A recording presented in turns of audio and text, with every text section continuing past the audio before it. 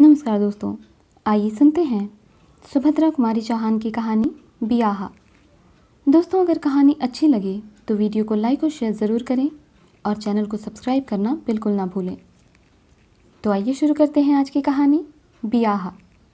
जबलपुर से आजमगढ़ 1.5 दर्ज का जनाना डिब्बा और पूरे डिब्बे में अकेली मैं। डाक गाड़ी हवा में उड़ती चली जा रही थी और मेरे दिमाग में रह रहकर एक ही बात चक्कर काट रही थी कि जब जब मैं बच्ची को लेकर चलती हूँ तो डिब्बे में तिल रखने की जगह नहीं होती, और आज जब मैं बिल्कुल अकेली हूँ तो डिब्बे भर में यात्रा करने वाली एक भी स्त्री नहीं। साथ में ना तो कोई पुस्तक थी और ना अखबार। मुझे अकेलापन अखरने लगा। बच्ची साथ होती तो वह इस बेंच से उस बेंच, इस खिड़की से उस खिड़की, डिब्बे भर में दौड़ लगाती। उसे संभाल रखने में मैं इतनी व्यस्त रहती कि ना तो पुस्तक का ही अभाव खटकता और ना किसी सहयात्री का। जबलपुर से चलकर गाड़ी कटनी में रुकी। दूसरे डिब्बे में कई यात्री चढ़े और कई उतरे, पर इस जनाने इंटर में कोई परिवर्तन ना हुआ। मैं जबलपुर से जैसे अकेली चढ़ी थी तैसे ही कटनी से भी चली। डाक गाड़ी फिर हवा से बातें करने लगी। सतना आया।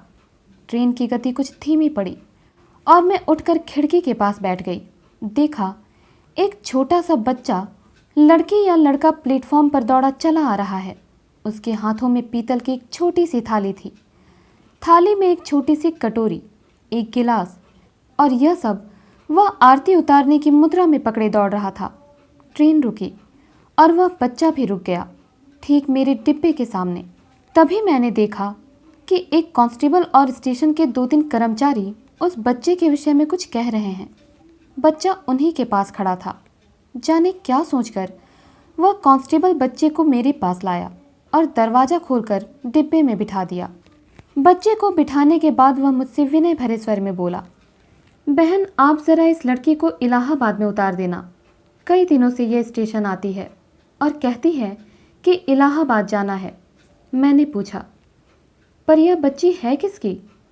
यह तो मैं नहीं जानता, कांस्टेबल ने कहा, पर इसे इलाहाबाद जाना ज़रूरी है। कई दिनों से कह रही है और गाड़ी के पास दौड़ कर आती है। मैं कुछ और पूछूं कि सीटी हो गई और ट्रेन चल पड़ी। मैंने सोचा कि ये भी मुसीबत ही है। ट्रेन इलाहाबाद लगभग 11 बजे पहुंचती है। आज 1 घंटा पीछे जा रही है तो 12 बजे से पहले क्या पहुंचेगी?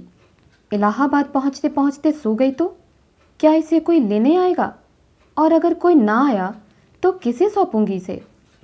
एक साथ मेरे मन में कई प्रश्न उठे, पर ट्रेन चल चुकी थी और वहाँ मेरे प्रश्नों का उत्तर देने वाला कोई न था। अब मैंने मुड़कर उस बच्ची को देखा। वह बेंच पर न बैठकर नीचे एक कोने में सिमट कर बैठी थी। उसके सामने वही थाली, कटोरी और गिलास थे। देखने में वह 5-6 वर्ष से अधिक की ना जान पड़ती थी। कपड़ों के नाम पर एक मटमैला सा कपड़ा उसके शरीर पर लिपटा हुआ था। सिर के बाल लड़कों की तरह कटे हुए थे। चेहरे पर विषाद की गहरी छाप थी। उसे देखकर ऐसा लगता था कि इस छोटी सी आयु में उसने बहुत से दुख देख लिए हैं। मेरी बच्ची और इस बच्ची में कितना अंतर है। यह गढ़ी हुई मूर्ति की तरह शांत और स्थिर बैठी थी। डाक गाड़ी उसी पूर्ण वेग के साथ दौड़ रही थी, पर वह बालिका एक तपस्वी की तरह शांत और मौन बैठी थी। मैंने उसके पास जाकर उसका नाम पूछा। उसने मेरी तरफ देखे बिना ही जवाब दिया, राम प्यारी। तुम कहाँ जा रही हो? इलाहाबाद। इलाहाबाद में किसके पास जाओगी? मैंने पूछा, और इस बार उसने सिर उठाकर उत्तर दिया, अपने बियाह के पास जाइत है। कितने आश्वासन और विश्वास के साथ उसने कहा, बियाह के पास। तो इसकी शादी भी हो चुकी है?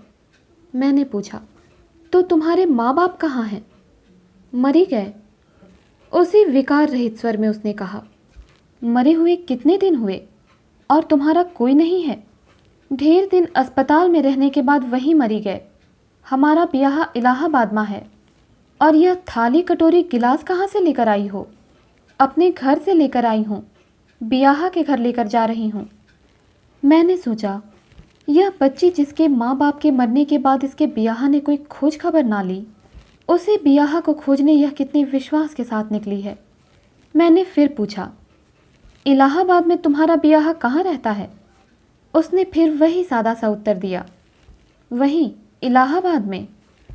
अब मैं और क्या पूछती, वह तो इलाहाबाद को भी अपने गांव सरीखा मानती है, जहां कुछ गिने चुने घर होंगे, आराम से अपने बियाह को खोज लेगी। मैंने पूछा, इससे पहले कभी बियाह के घर गई हो? उसने आश्चर्य मिश्रित कातरता के साथ देखते हुए कहा, चलाओ हुए बिना बियाह के घर कोई नहीं जाता। अब इससे अधिक प्रश्न करना उस पर अत्याचार होता, अतः मैं चुप रह गई। गाड़ी उसी तेजी के साथ चली जा रही थी। ठंडी हवा तीर की तरह भीतर आकर शरीर को कँपाने लगी। मैंने अपनी शॉल निकालकर ओढ़ लिया। मैं केवल 2 दिन के लिए जा रही थी, इसीलिए कपड़े भी गिने गिने थे। अंत में बहुत सोच विचार के मैंने तय किया कि बिछाने की चादर के बिना मेरा काम चल सकता है, और उसे निकालकर मैंने उस बच्ची को उठा दिया। वह बोली कुछ नहीं, बस विस्मय के साथ मेरी ओर देखती रही। शाम बढ़ चुकी थी, कुछ भूख भी लगाई थी। मैंने खाना निकाला, कुछ उसे दिया और स्वयं भी खाया। उस लड़की ने मेरे मातृत्व को क्रियाशील होने का अवसर दिया। खाना खाने के बाद मेरी कुछ देर लेट जाने की आदत है, अतः मैं लेट गई और सो गई। इतने में गाड़ी फिर रुकी। यह मानिकपुर था। चित्रकूट दर्शन करके लौटने वाली स्त्रियों का एक झुंड एक साथ डिब्बे में भर गया। मैंने पैर सिकोड़कर 2 स्त्रियों को बैठने की जगह दी, किंतु मैं उठी नहीं, लेटी रही। फिर उनका ध्यान उस लड़की की ओर गया और पूछताछ शुरू हो गई। एक महिला ने मुझसे पूछा, क्यों बहन जी, यह बच्ची आपके साथ जा रही है? और मैं नहीं कहकर सो गई। अब सीधे उसी से प्रश्न होने लगे। क्या पूछा गया मैं सब तो नहीं सुन सकी, पर राम प्यारी की किसी बात को सुनकर वह जोर से हंस पड़ी। थोड़ी देर बाद बहुत शोरगुल सुनकर मैं उठ बैठी। देखा तो सामने ही पटिए पर बड़े बड़े अक्षरों में लिखा था, इलाहाबाद जंक्शन। सजग होकर मैंने उस कोने को देखा जहां राम प्यारी बैठी थी, पर वह वहां नहीं थी।